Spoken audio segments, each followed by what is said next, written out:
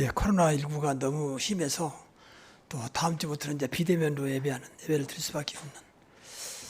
그래서 이거 저와 여러분이 하나님 자녀가 맞다면 이 일 놓고 기도해야 됩니다. 세상을 완전히 지금 무엇인가 바꾸려는 하나님의 계획도 있지만 많은 사람들이 고통받고 특히 교회가 자꾸 무너지는, 그렇지 않아도 교회가 힘이 없는데 자꾸 이게 모이지 못하면요, 교회의 힘은 모이는 데 있거든요. 모이지 못하면 또 우리 교회는 뭐 아직까지는 그런 일 없습니다만 다른 교회는 많이 문제가 되고 있어요. 그럼 결국은 마귀가 좋아하겠죠. 그래서 기도를 해야 합니다. 오늘 제목은 나의 신앙이 생활화되게 하자. 많은 성도들의 문제는 돈이 없고 환경이 안 좋고 배경이 없고 힘이 없어라기보다는 이 생활화가 없다는 거예요. 생활화가 안 되고 있다는 거예요. 신앙이. 신앙 생활이잖아요. 신앙 따로 생활 따로는 아니거든요. 그래서 오늘 말씀을 좀 들으면서 곰곰이 한번 생각해 보세요. 나의 신앙이 내 생활에 얼마나 찾아오고 있는지, 어떤 내 생활에 어떤 영향을 주고 있는지. 이게 없으면 죄송한 말씀입니다. 교회 다니나 마나요, 사실은. 구원 받았는지 안 받는지 그건 모르겠고요. 전혀 삶 속에 신앙이 없다. 그러면 하나님 24시간 역사하신 분이고 사탄 마귀도 24시간 활동하고 있는데 어떻게 되겠습니까? 생활이 계속 무너지는 거예요. 생활에 아무런 도움도 안 되는 거예요. 뭐 도움 받으라고 그런 건 아니지만 자녀들에게도 도움도 안 되고 불신자 아내 남편에게도 전혀 도움도 안 되고 신앙 생활이 없는데 뭐 이따면 다 교회 다니는 교회는 아무것도 없다. 이건 하나님은 살아계시고 우리가 분명히 구원받은 하나님 자녀가 맞다면 아니잖아요. 그래서 오늘 본문에 보면 두 가지 말이 나옵니다. 하나는 향기, 하나는 냄새. 같은 말이에요. 그리스도의 향기, 그리스도 냄새. 그러니까 우리가 무엇이나 열심히 하고 잘해보자는 말이 아니고 냄새, 향기가 나와야 한다는 거죠. 근데 이제 보니까 향기는 냄새를 보니까 사망에 이르게 하는 냄새와 생명 살리는 냄새가 있습니다. 그러니까 사망 냄새, 생명 냄새. 그리스도는 생명이잖아요. 사망이 될 수가 없죠. 근데 혹 교회 다니면서 남까지도 무너뜨려 버리는 그런 신자, 그런 성도가 있지 않겠냐 하는 생각도 해봅니다. 이런 것들이 보이지 않는 가운데 교회 문을 다 막아버리고 전도의 문을 막아버려요. 우리는 생활 속에서 불신자가 만나고 생활 속에서 세상과 살잖아요. 근데 생활 자체가 전혀 신앙의 냄새와 신앙의 향기가 없고 특히 그리스도의 향기, 그리스도 냄새가 없고 오히려 그것이 얼마나 안 좋던데 사망에 있는 냄새다. 그건 악취잖아요.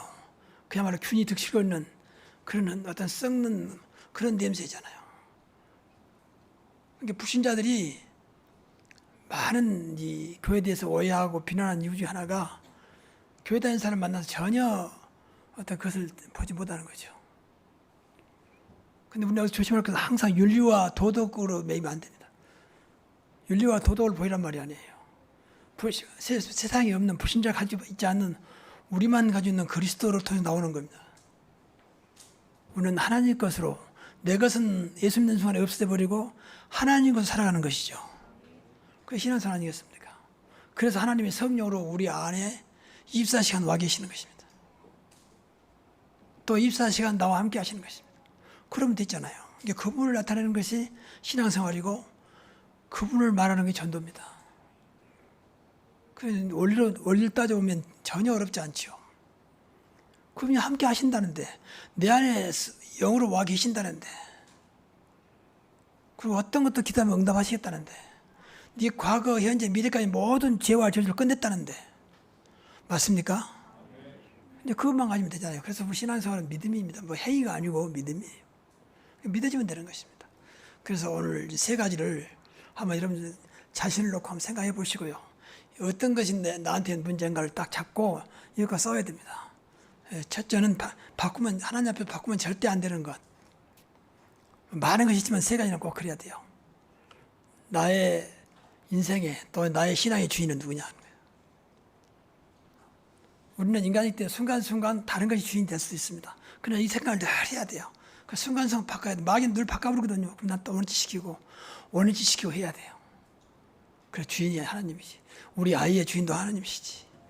내 남편, 내 인생의 주인도 하나님이시지. 코로나 바이러스 아무래도 이 땅의 주인은 그리스도의 하나님이십니다. 그 생각할 때 우리 마인드가 그렇게 고백하고 늘 주인으로 모시려고 해야 돼요. 여러분, 하나님 자녀가 맞다면 내가 하나님 자녀니까 잘하고 열심히 할 거예요? 아니에요. 이게 생각 바꾸면 돼요. 생각을 바꾸면 된다니까요. 주인. 그러면 됩니다. 뭘 하게도 내 인생의 주인은 하나님이시다. 이건 어렵지 않잖아요. 늘 고백하고 늘 인정하면 돼요. 두 번째는 믿음의 대상입니다. 이게 제일 문제거든요. 믿음의 대상은 오직 그리스도입니다. 믿음이 지어 온전케 하신 예수를 바라보자. 여기서 다 무너져 버려요. 믿음의 대상. 많은 분들이 돈 때문에 움직입니다. 돈을 믿습니다. 믿음의 대상. 또 사람을 믿습니다. 저 사람이 말하니까 저 사람이 나의 배경이 되니까 자꾸 믿음이 자꾸 하나님의 그리스도로부터 자꾸 다른 것으로 올라가면, 다른 것이 들어오면요, 그때부터 나는 이제 무너지고 있다고 생각하면 돼요. 믿음의 대상입니다. 오늘도 이것만 분명히 잡으면 돼요. 근데 솔직히 제 손은 거의가 다 물질입니다. 믿음의 대상이. 이것 때문에 싸우고, 이것 때문에 움직이고, 이것 때문에 살아가고. 그래서 다 돈 때문에 무너지고, 돈 때문에 인간 성 자체가 무너져 버려요. 그 세 번째는 삶의 우선순위입니다. 또 여기서 굉장히 중요한 말, 늘 들었잖아요, 우리가. 우선순위. 한 주간의 우선순위는 주일입니다. 그렇지요. 뭘 결정할 때, 선택할 때 무엇이 우선순위입니까? 그럼 여기서 다 무너져 버려. 그리고 나중에 이제 안 되면 그때 가서 매달리면서 주님 도와달라고 하니까 주님도 안타까운 거죠. 살리는 것은 영이니 육은 무익함이라. 무익한 육을 붙잡고 우선순위입니다. 전부 다 육신애가. 여러분, 주일날 예배가 우선순위가 돼야 됩니다.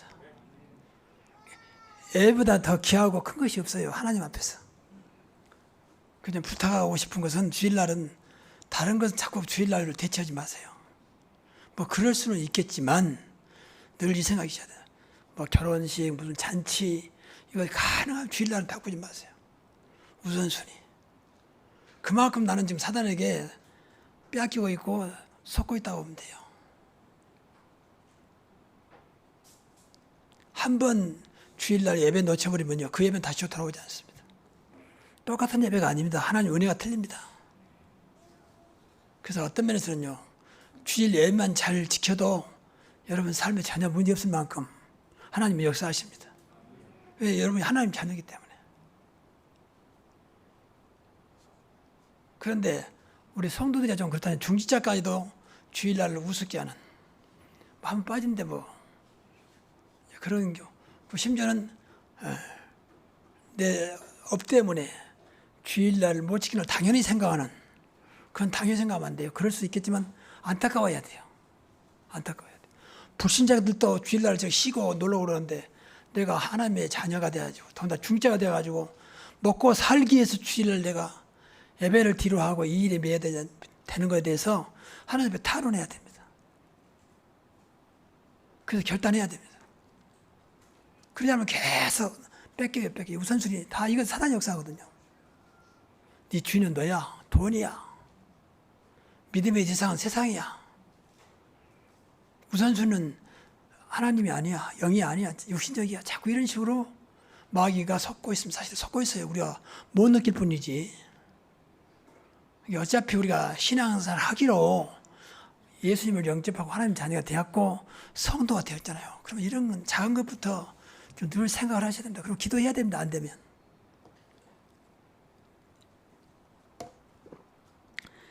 자꾸 하나님 축복 없다 하지 마시고 이것만 해도 하나님 축복하세요. 정말입니다. 할 게 없다니까요. 마음과 생각을 바꾸면 돼요. 마음과 생각을. 마음과 생각은 딴 데는 자꾸 뭐 하려고 하니까 힘든 거 아니에요.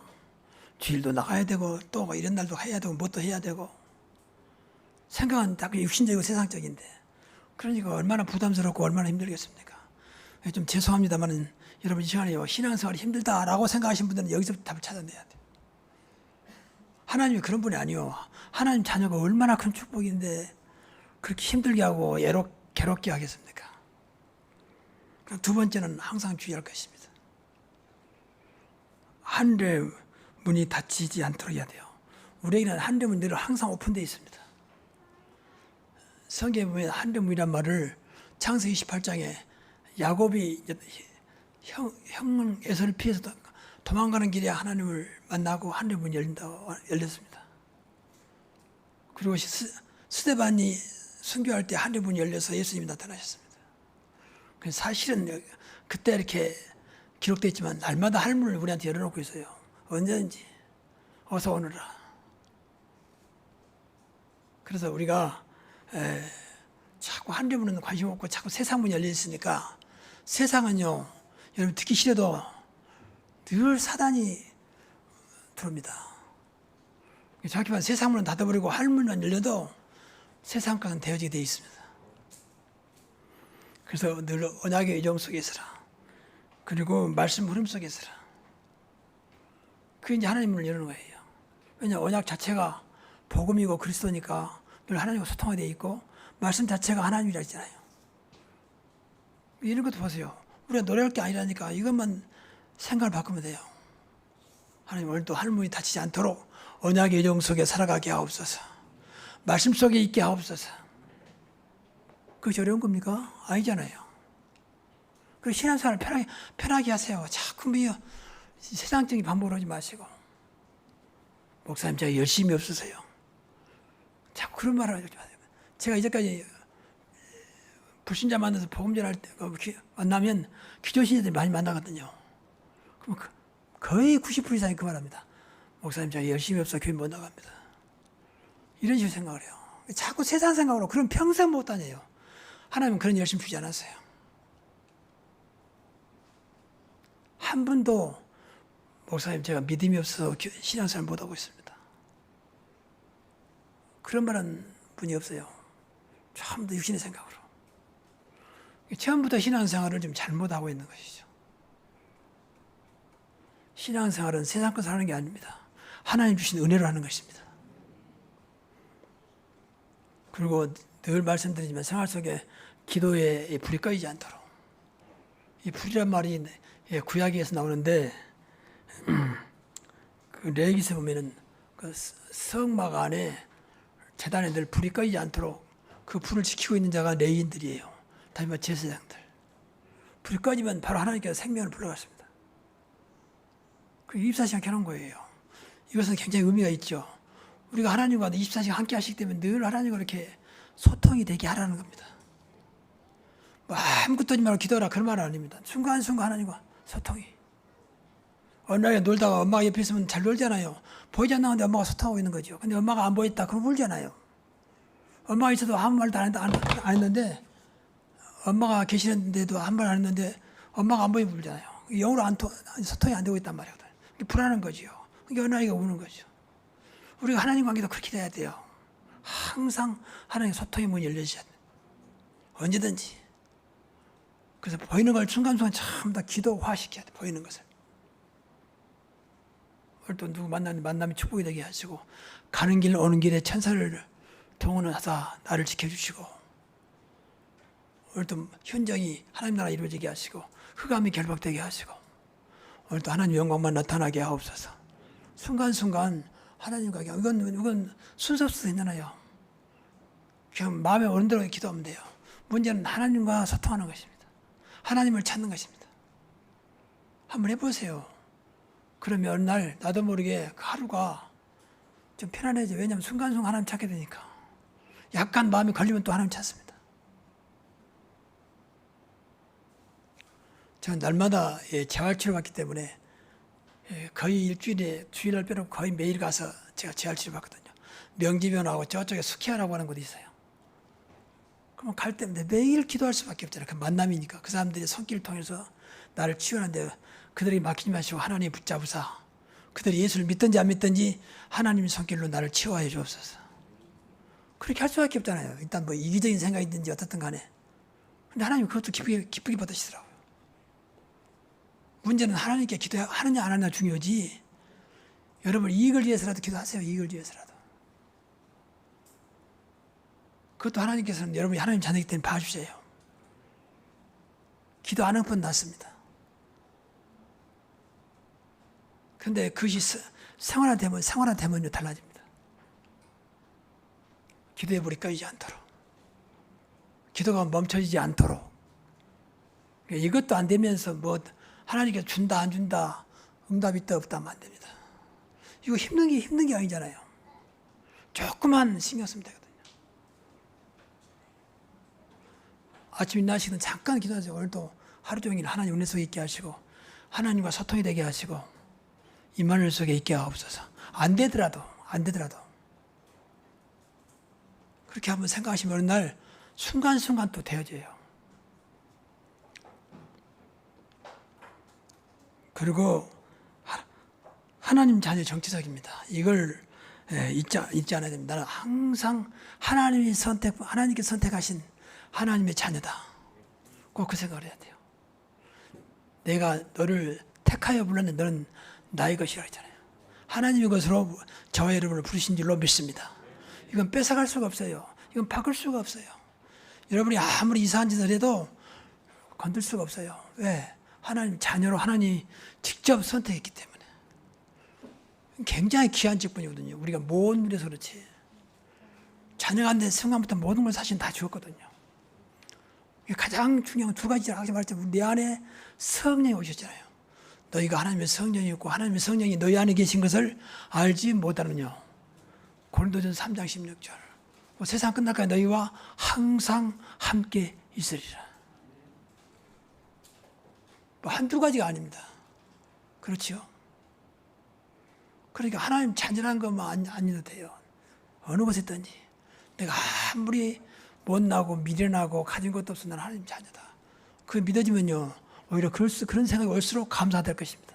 나는 아무것도 없는데 하나님 나 같은 사람은 어떻게 하나님 자녀로, 어떻게 237 나라 5천 종족을 살릴 수 있는 전도자를 불렀을까? 그것도 믿으시기 바랍니다. 전도하지 않아도 나는 나를 전도자를 불렀다. 그렇게 믿어야 돼요. 왜? 구원받았기 때문에. 주님이 나와 함께하기 때문에.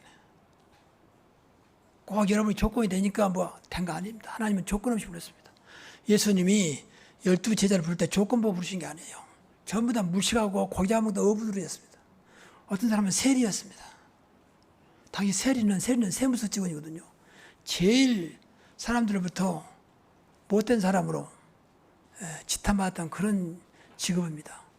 그래서 바리새인들이 유대인들이 예수님이 세리 마태를 제자로 택하니까 뒤에서 막 비웃잖아요.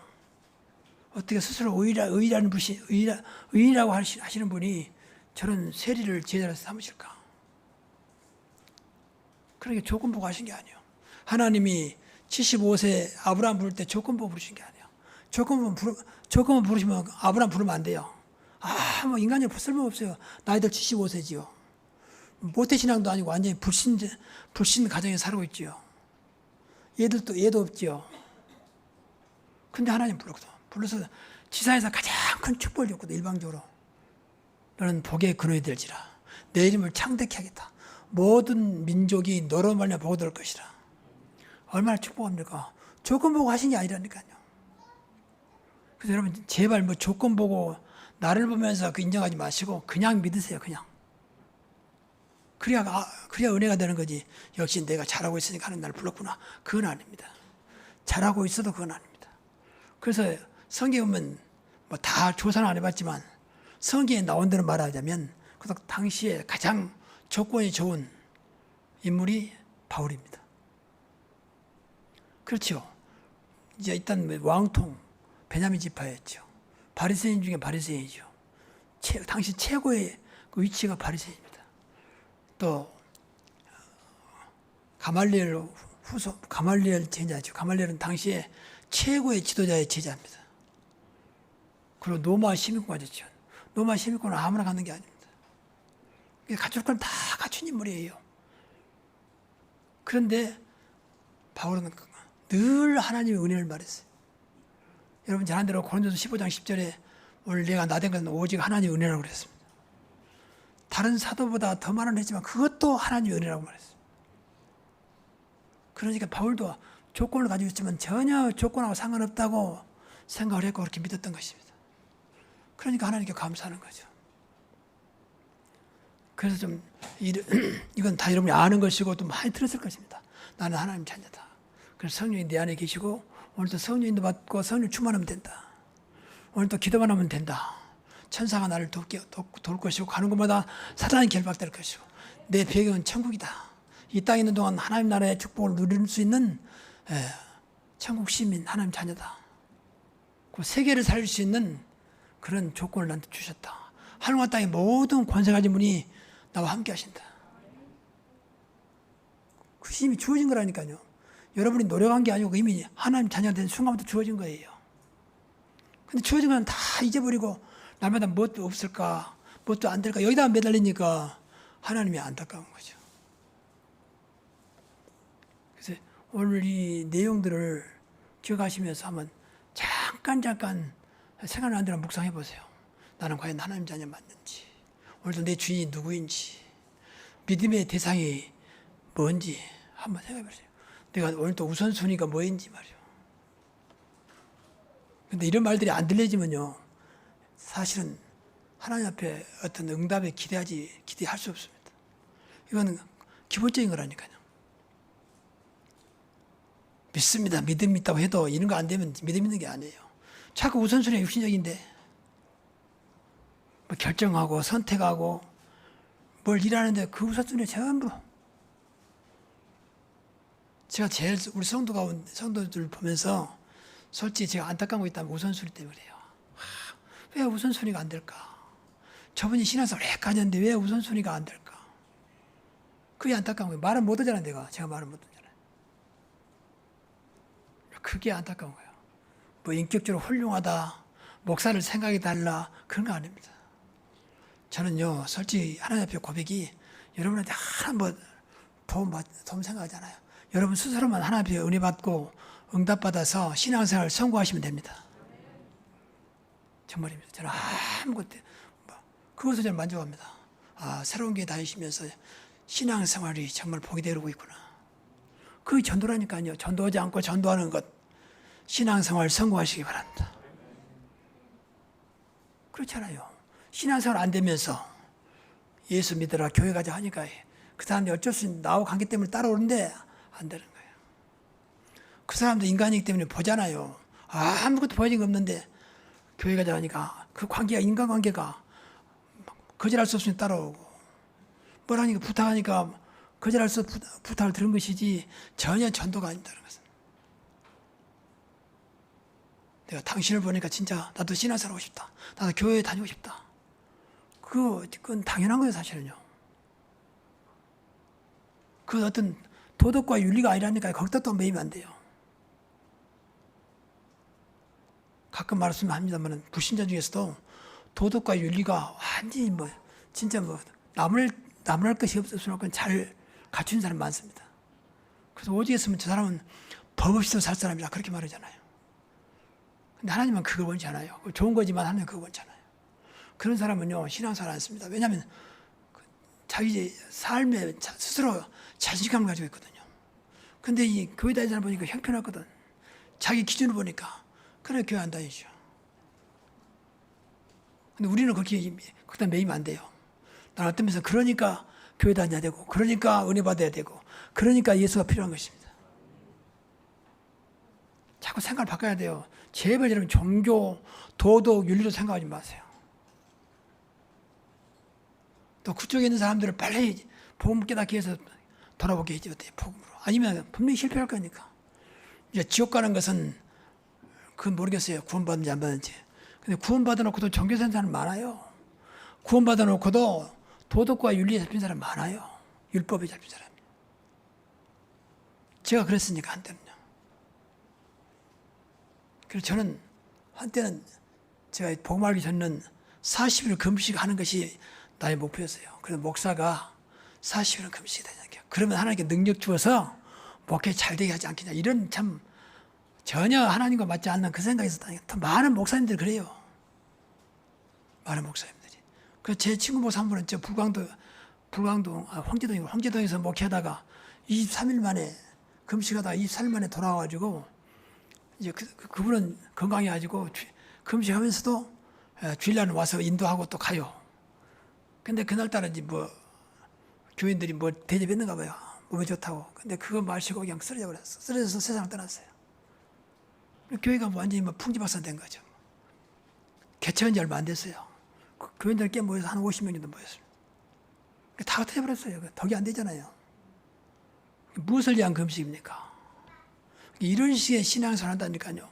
뭐 금식은 게 나쁘단 말은 아닙니다. 근데 무엇을 위한 금식이냐 말이에요.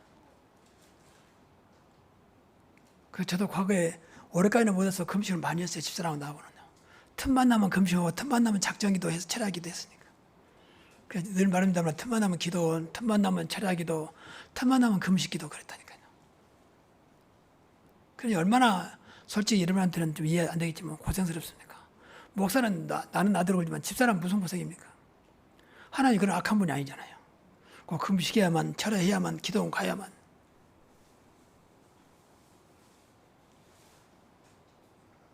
내가 신학교 다닐 때 한 번은 눈이 펑 보는 날인데 그날도 뭐 신학교는 방학했으니까.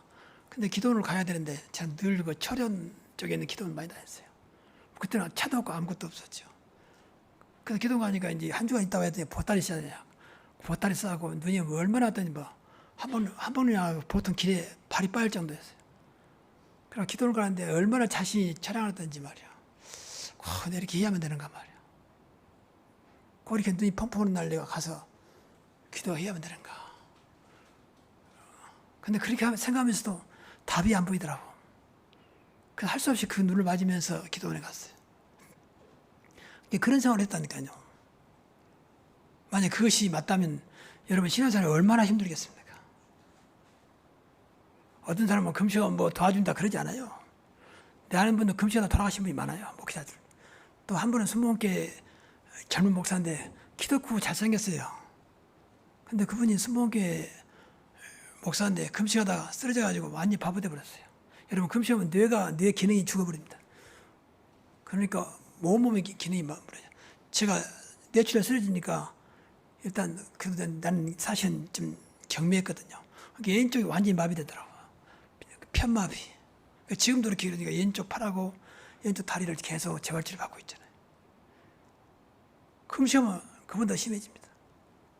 그래도 사람들이 금식하면 뭐 된다고 생각하고 금식하거든요.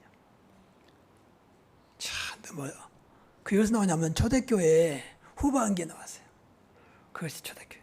그때는 스스로 광야, 사막, 동굴, 산에 가서 혼자 금식하고 또 심지어는 자혈을 하고 또 그렇게 하면서 기도하면서 이런 식으로. 근데 그런 사람들이 굉장히 추앙했다니까 이렇게. 초대교회 지도자들이 그랬다니까요. 그렇게 연대로 보면 한 200년 이후부터는 그랬어요. 그것이 끝나고 중세시대가 왔어요. 중세교회는 완전히 흑암시대거든요. 그러니까 중세교회 순교시대가 올 수밖에 없는 거죠. 근데 그런 사람들을 이렇게 암수받고 말씀드리려고 막 사람들이 몰려들었더라니까요. 만약에 어떤 수도사가 어떤 동굴에서 기도하고 있다. 그러면 동굴 주변에 사람들이 막 구름대처럼 모여들었어요. 그분이 나오면 말씀 듣고 안수받으려고. 우리 믿음의 선인들이 그랬다니까 한때는요. 그런 어리석은 일이 어디 있겠습니까? 복음 모르니까. 그러니까 복음이 그만큼 모르겠다는 거예요. 복음 모르면요 엉뚱한 것도 인생 보냅니다. 정말입니다. 그래서 제가 복음 알면서 지난달에 얼마나 내가 울면서 하나님 앞에 통회한지 몰라요. 왜 전에 목사님은 나한테 복음 한 번도 가르치지 않았을까? 전에 목사님은 굉장히 인격적으로 훌륭한 분이에요. 진짜 훌륭한 분이에요. 근데 한 번도 복음에 대해서 말하지 않았어요. 복음은 된다. 오직 그리스도면 된다. 그리스도 말 되고 복음 말 되세요. 근데 인생이 그리스도 때문에 복음 때문에 되어진다고 말씀 안 하셨어요. 여러분 복음 때문에 여러분 인생이 달라져야 됩니다. 다른 거 달라지면 또 돌아와 버려요. 또 오래 못 갑니다. 여러분 복음이 여러분 안에 늘 각인 뿌리 체질 되기 바랍니다. 그러면 돼요. 그러면 돼요. 10,000,000걸 얻는 것보다 더 귀한 거예요. 정말입니다. 그래야 천만금이 진짜 복이 되는 거지. 복음 없이 천만금 돼버리면요, 그게 이제 천만금이 저주됩니다. 오늘날 돈 때문에 얼마나 세상이 시끄럽습니까? 근데 돈이 있어야 되잖아요.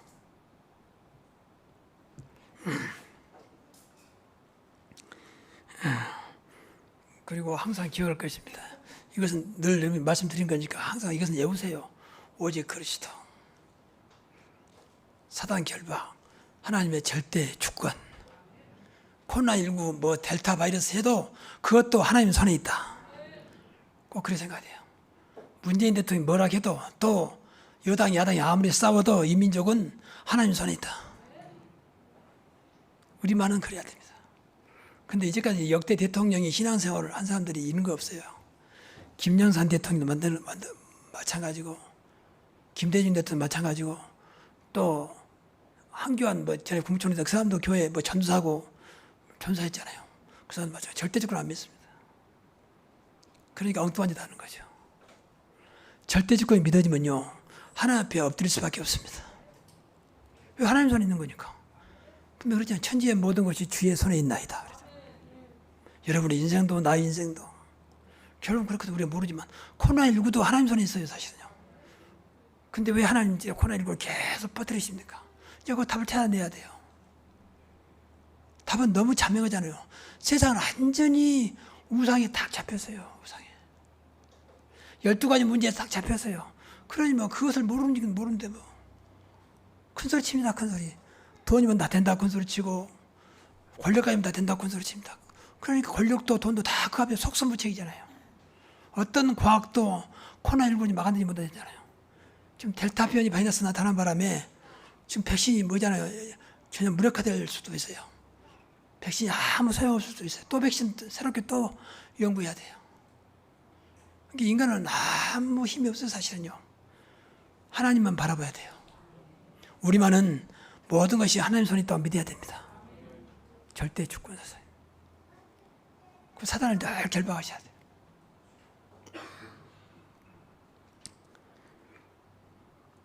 결론적으로 나의 삶을 움직이는 신앙, 여러분의 삶을 움직이는 신앙이 뭡니까? 삶을 움직이는 남편입니까? 아내입니까? 돈입니까? 자식입니까? 안 그러면 어떤 회사입니까? 조건입니까? 우리만은 분명한 답을 내야 돼요. 나의 삶을 움직이는 신앙은 복음이어야 됩니다. 오직 복음입니다. 그러면 그 신앙은 분명히 증거 있는 신앙이 될 것입니다. 그러겠죠. 여러분 삶은 분명히 바꿔야 되어 있습니다. 복음이 들어가면 다 살아나요. 복음은 정말입니다. 복음이 들어가면 다 살아난다니까요. 조건과 아무 상관없이. 저렇게 못됐는데 될 수 있겠습니까? 복음 들어가면 소망이 있습니다. 그래서 극단적인 말로 이런 말 하면 또 오해받을 수 있겠지만 그런 말이 있어요. 복음 없는 수녀보다는 복음 가진 창녀에게 소망이 있다. 이런 말 좀 강단에 서긴 좀 조심스러운 말입니다. 극단적인 말입니다. 근데 저는 그것이 믿어지거든요. 여러분 수녀가 나름대로 결혼도 하냐 얼마나 깨끗한 삶을 삽니까? 늘 똑같은 옷을 입고 똑같은 복장에다가 똑같은 헤어스타일에다가 늘 조용조용 가만가만 날마다 기도하고 날마다 묵상하고 봉사하고. 근데 복음 없습니다. 복음 없어요. 그것이 최고의 경건이라고 생각합니다. 결혼하지 않고요. 신부도 마찬가지고요. 근데 어느 날 그렇게 못된 삶 속에 어느 날 복음을 받았어요. 진짜 복음이 들어가면요, 이 사람에게도 소망이 생깁니다. 그리고 결국은 하나님 바꾸실 것입니다. 제가 일본 다니면서 일본에 저 이런 말 조심하는데 한국 여자분이 많이 그 술집에 계세요. 술집에 말 게 없으니까. 근데 그분이 예수를 영접하고 교회에 나왔어요. 그런 분 꽤 많습니다. 선교사님 저한테 목사님 절대 그 어떤 뭐 술집 이야기하지 마시라고. 근데 이분 중에서는요 완전히 바꿔져 가지고 여자분인데 교회 장로 되고 진짜 신앙생활 잘하시는 분 꽤 있어요. 나한테 가만히 목사님 저분이 한때는 술집에 있습니다. 저한테 가만히 있어 그래요. 근데 지금 아주 교회 일꾼이라는 거예요. 그건 그분이 훌륭하단 말이 아니고 복음이 들어가서 복음의 능력입니다. 복음이 그를 살렸습니다. 그러니까 또 복음을 귀하게 생각하죠. 이 사람이 그쪽으로 많이 전도한대요. 나도 한때는 이곳에 일했다. 당장 치료만 아니지만 네가 복음 깨닫고 예수 믿고 네 스스로 내 이런 생각하면 안 되겠구나. 그런 믿음이 오거든 그만둬라. 근데 그렇게 꽤 많이 그분이 전도한다래요. 주로 그런 쪽으로. 왜냐하면 과거에 잘 그랬으니까. 근데 그렇게 남들은 성실하다고 그게 하나님께 영광이라고 생각하는 수녀와 신부들은 절대 안 들어옵니다. 절대 안 들어. 여러분이 거기 가까이에 수녀 아시는 분 물어보세요. 복음이 뭡니까? 그리스도가 누굽니까? 한번 가만히 물어보세요. 웃으면서. 내가 알고 싶어 그런다 좀 설명해 달라고. 근데 100명이면 100명 다 대답 못 할 건데요. 그 말은 안 민단 말이잖아요. 그냥 자기 경건이요. 내가 날마다 일어나서 이렇게 봉사하고 결혼도 하지 않고 처녀로 이렇게 하는 것을 자부심을 생깁니다. 신부들도 마찬가지고요. 하나님은 그것도 절대 그것에 하나님은 전혀 눈 하나 깜짝하지 않습니다.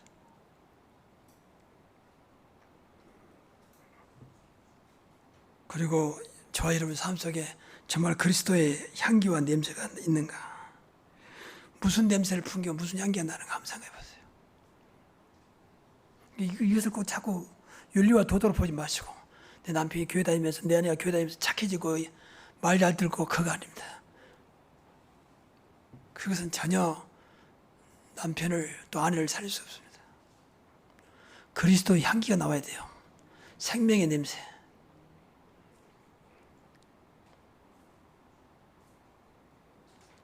이것만 된다면요. 이때부터 여러분 삶은 분명히 변화가 올 것이고 되어지기 시작합니다.